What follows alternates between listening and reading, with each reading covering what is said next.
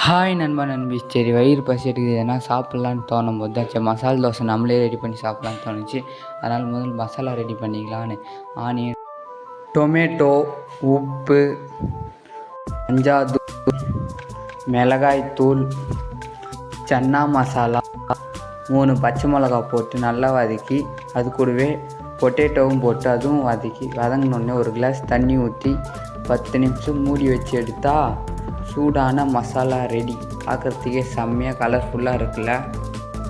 தோசைக்கல் மேலே ஒரு கரண்டி மாவு எடுத்து ஊற்றி அதுக்கு மேலே நம்ம ரெடி பண்ணி வச்ச மசாலாவை போட்டு நல்லா ஸ்ப்ரெட் பண்ணி 1 டேபிள் ஸ்பூன் ஆயில் அப்ளை பண்ணி அதை அப்படியே மடித்து ஒரு தட்டில் ட்ரான்ஸ்ஃபர் பண்ணால் சுவையான மசால் தோசை ரெடி.